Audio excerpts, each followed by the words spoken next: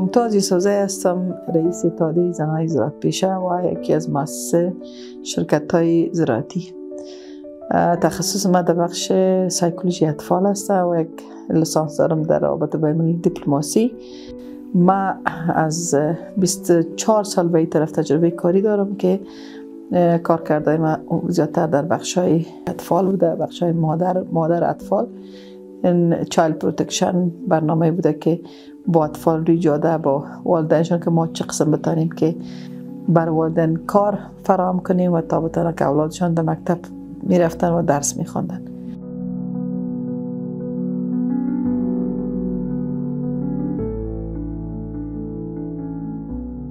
در سال 2009 من مؤسس یک شرکت شدم. یگانه گزینه خوبی که برای خاطر انتخاب کردم، خواستم که مردم روانش آرامش بدم و چه قسم بتانم برای مردم خدمت کنم.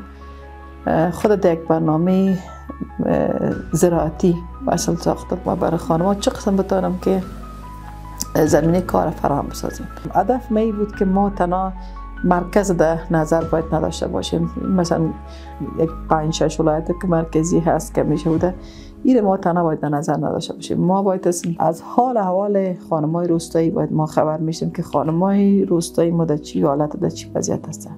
الحمدلله ما در جایی که مثلا کار کردم تانستم که یک اندازه برای زنان در اجتماع بیارم و زنان بسر مشوره بدم که شما چه قسم باید کار کنید و چه قسم زندگیتان خوب بسازین و چه قسم بتانین که بعدان یک درآمد پیدا کنین. شما خودتان میفهمین که افغانستان خودش یک کشور زراعتی است و از بیشتر زنان در تجربه داره. سکتور زراعتی و مالداری بیشتر در رأسش خانم هست. اگر ما بگوییم که در 100% 80%ش خانم ها رول داره. در سال 2017 ما یک شبکه را جور کردیم که شبکه ما به نام شبکه زنای زراعت پیشه بوده. خانم‌هایی که همراه ما اینجا هستن در سکتور زراعت هستن، در سکتور صنایع دستی هستن، در سکتور زیورات سنگ‌های قیمتی همراه ما هستن، در سکتور گلم قالین همراه ما کار میکنن، در بخش‌های خیاطی هستن، در بخش‌های پروسس ترشی مربا خانم‌های ما بسیار فعال هستن که میال همراه ما اینجا ثبت هستن.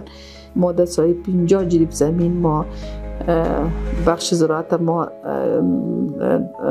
جور کردیم که همراه ما خانم هم کار میکنه و ما در بخش میوه تازه و میوه خشک زعفران کار میکنیم و بیشتر خانمایی که در ولایت هرات هستن ما زعفران خریداری میکنیم و پس خود ما پروسس میکنیم برای دیگه کشورها. چند بار ما صادر کردیم و یک کمک مشکلات ماهی است که صادرات ما کمک از اینش بلندتر شده.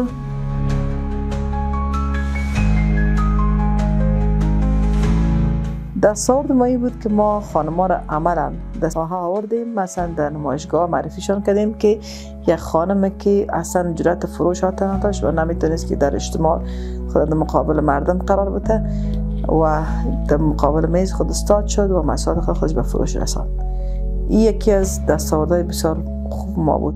ما در بخش‌های مختلف برشان آموزش دادیم. ما در خود مرکز کابل حدود 520 خانم در جمع خود داریم. بالاتر از 380 خانم است که اینا جوازهای رسمی را دارن. بهترین آرامش من است که امروز در کشور خود هستم، در کنار مردم خود هستم. این بر من بهترین آرامش میده. هر قدر که در زندگی با مشکلات ها روبرو میشی، با مشکلات ها دست پنجه نرم میکنی، اونم قطع میتونی که از یک دستاورد خوب داشته باشی. زن نصف پیکر جامعه را تشکیل داده و اگر یک زن تعلیم کنه یک خانواده را تعلیم میده.